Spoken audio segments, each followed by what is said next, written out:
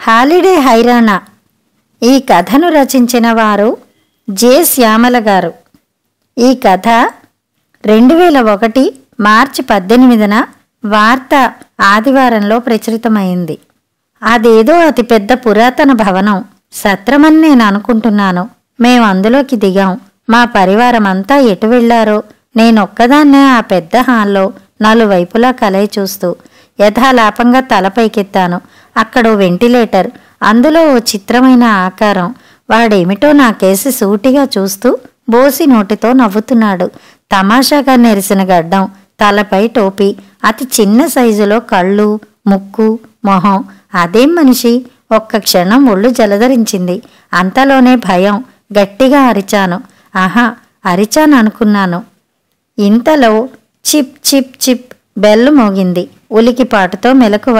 అంటే ఇప్పటిదాకా ఆ సత్రం, విచిత్ర మానవుడు, కలల ప్రపంచమా?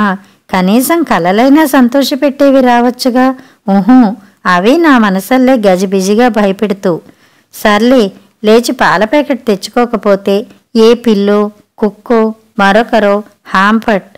బాప్రే, నా టీ ఏం కాను. ఒక్క ఉదుటిన లేచి వెళ్ళి పాల ప్యాకెట్ తెచ్చుకున్నాను. అవును, ఎన్నాళ్లకు నేనొక్కదాన్నే ఇంట్లో ఉన్నాను. ఇవాళంతా నాదే కాలం, నాదే రాజ్యం. ఎవరి గొడవ నాకుండదు. నా హబ్బీ, పిల్లలు మొదటిసారిగా నన్నొదిలి ఊరిళ్లారు. లేకపోతే ఈ పాటికి నన్నింత స్థిమితంగా ఉండనిస్తారా?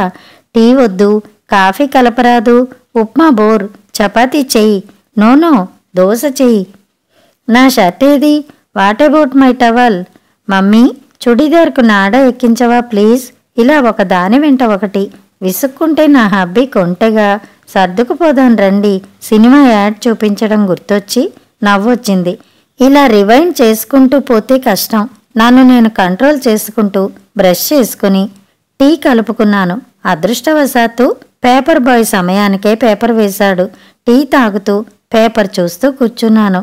అడుగులేస్తున్న అటల్జీ హెడ్డింగ్ పెట్టిన జర్నలిస్ట్ చతురతకి నవ్వుకోకుండా ఉండలేకపోయాను. ఇంకా నయం, ఆంధ్ర బీజేపీ వారు అరిసెల పంపకం చేయలేదు అనుకున్నాను.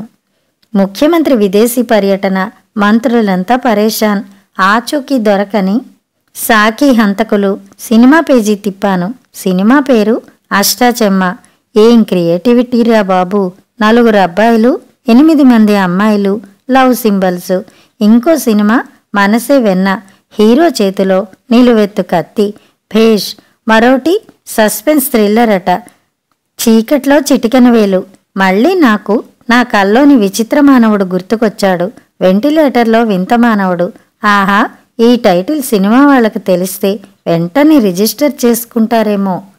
ఆ పక్క మరో సినిమా సైబర్ కేవ్స్ అయ్యాట. సిస్టమ్ ముందు కూర్చున్న అమ్మాయి, అబ్బాయి. బాగు ఇంకాసేపుంటే బుర్ర ఖరాబ్ అయ్యేట్టుంది. అసలు నాకు బోలెడన్ని పనులున్నాయి.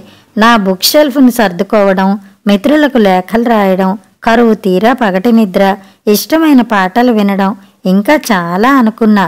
సరే, ఇంకో కప్పు టీ తాగాను. ముందుగా బుక్ షెల్ఫ్లో అడ్డదిడ్డంగా పడి ఉన్న నా పుస్తకాలు, కాగితాలన్నిటినీ తీసి కింద పెట్టాను. అంతలో ఈల వినిపించింది. చెత్తవాడు. బాబోయ్, వాణ్ణి మిస్ అయితే ఇంకా అంతే సంగతులు. 4 రోజులుగా రావట్లేదు. రెగ్యులర్గా రావడం అంటే రోజు విడిచి రోజు వస్తాడు. లోడ్ ఎక్కువైతే ఈల వేయకుండా వెళ్ళిపోతాడు. నేను పరుగెత్తికెళ్ళి చెత్త కవర్ను వాకిట్లో పెట్టాను. వీధిలో అందరూ అదే పని చేస్తున్నారు. పూర్వం కృష్ణుడి వేణు వింటే గోపికలు పరిగెత్తుకొచ్చేవాళ్లట. ఇప్పుడు ఈ చెత్తబ్బాయి ఈల వింటే ఇల్లాళ్ళు చెత్తలతో పరిగెత్తుకొస్తున్నారు. ఆగకుండా ఈ ఆలోచనలొకటి. హమ్మయ్య, చెత్తబ్బాయి చెత్తను పట్టుకెళ్ళాడు. మళ్ళీ పుస్తకాల దగ్గరకు వచ్చాను. ఇష్టమైన ఉత్తరాలు, ముఖ్యమైన కటింగ్సు, వాటి గురించిన ఫ్లాష్ బ్యాక్లు. Chip chip chip. మళ్ళీ బెల్లు. ఎవరబ్బా? తలుపు తీస్తే గేటు దగ్గర ఓ మనిషి. కొబ్బరి చెట్లకు ఇంజెక్షన్ ఇస్తానండి అన్నాడు. అవసరం లేదు అంటూ వెనక్కు వచ్చాను. పుస్తకాల మీద దుమ్ము దులపడం మొదలుపెట్టాను. Phone ring.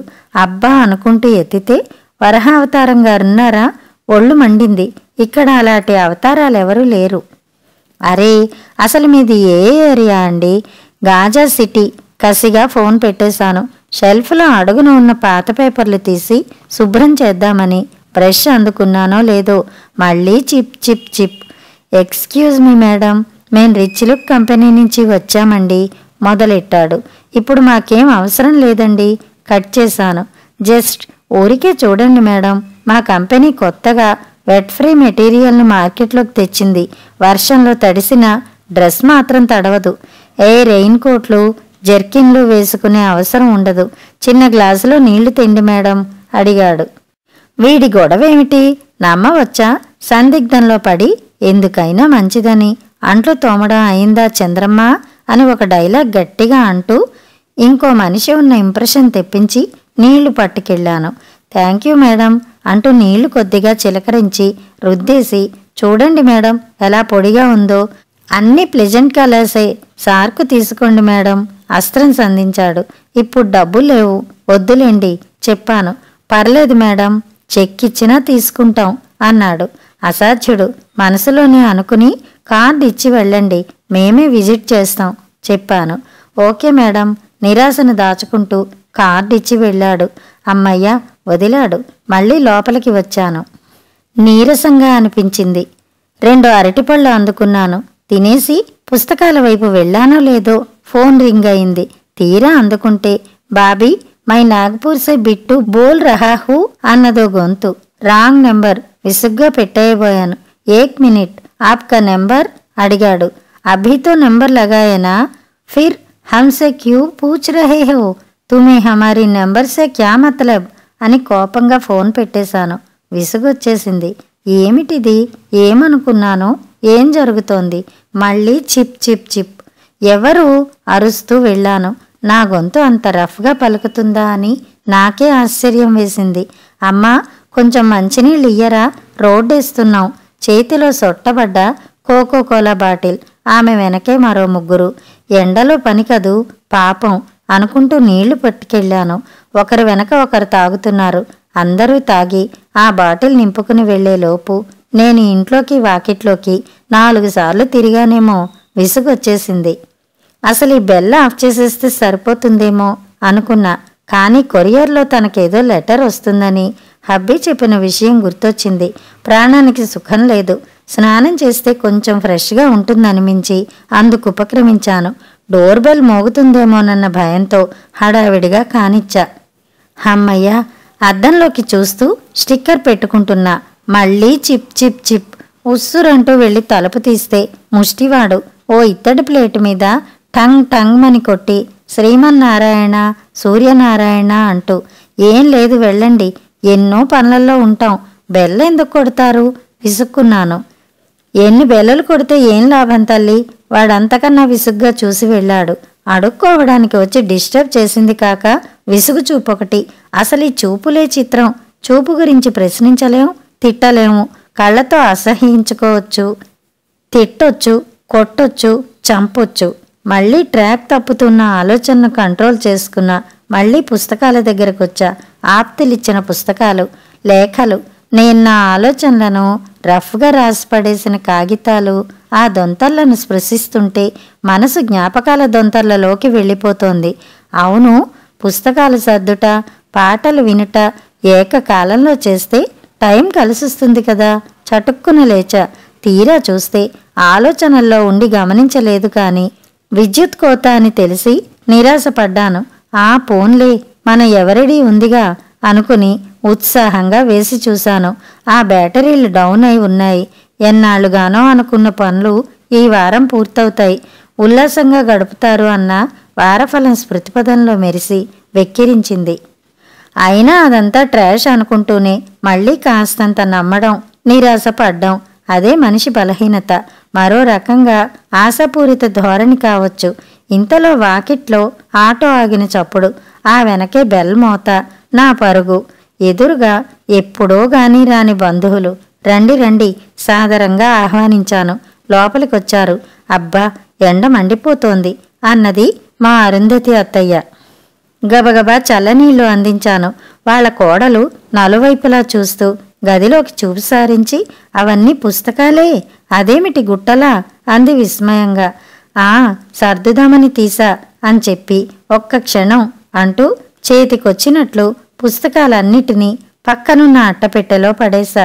మళ్ళీ యువతలకొచ్చి, చెప్పండి అత్తయ్య, ఎప్పుడొచ్చారు ఈ ఊరు? నీకు తెలీదేమో గాని మా అక్క మనమడు హరిశ్చంద్రుడని ఉన్నాళ్లే, వాడి పెళ్ళికొచ్చాం. ఎక్కడో దిల్సుఖ్ నగర్లో. రాత్రి పెళ్ళైపోయింది. ఇంత దూరం వచ్చాం కదా, మిమ్మల్ని కూడా చూసి వెళ్దామని అంది. అలాగా అన్నాను. మాటల్లో పిల్లలు వాళ్ళ నాన్న ఊరెళ్ళారని తెలిసి రేపొస్తారా? సరే, ఒక్కరోజేగా తేడా, చూసే వెళతాం అందత్తయ్య. అత్తయ్య బంధుప్రేమకు ఆనందమైంది. అయితే నా ప్రోగ్రాం అంతా తల్లకిందులైనందుకు నిరాశ. కడుపులో ఆకలి మొదలైంది. ఇంకా అన్నమేమిటి, టిఫిన్ చేస్తే సరి అనుకుని వాళ్ళ కబుర్లు వింటూ టిఫిన్ చేశా. మళ్ళీ రాత్రి భోజనాలు వగైరా. ఇంటిని ఎలా నీట్గా ఉంచుకోవాలో, అన్ని ప్లానింగ్ ప్రకారం ఎలా చేసుకోవాలో వాళ్ళ కోడలు ఆ రాత్రంతా నాకు చెప్తూనే ఉంది. సెలవులు దొరకని ఉద్యోగం, దొరికిన కాస్త వెసులుబాటులో ఏవో ఒక అవాంతరాలు ఎవరికి తెలుస్తాయి? రాత్రే కూరలు తరిగి పెట్టుకుంటే మన్నాడు హడావిడి పడక్కర్లేదు అంటోందామె. నాకంత ఓపిక లేదు. చచ్చి చెడి ఇంటికొచ్చి ఆ పూట తిండి ఏర్పాట్లతోనే హైరాణ పడుతుంటే ఇంక మన్నాటి గురించి కూడా. రోజంతా అలసిపోయి రాత్రి 10 వేళ బీన్స్ తరగడం, గోంగూర వలవడం నా వల్ల కాదు, తెగేసి చెప్పాను. ఆమె ముఖం గంటు పెట్టుకుంది. అట్టపెట్టెలో కుక్కిన పుస్తకాలు, క్యాసెట్సు, ర్యాక్లో స్తబ్దుగా ఉన్న క్యాసెట్లు, రాద్దామన్న లేఖలు నీటి మీద రాతలుగా హాలిడే జాలిడే.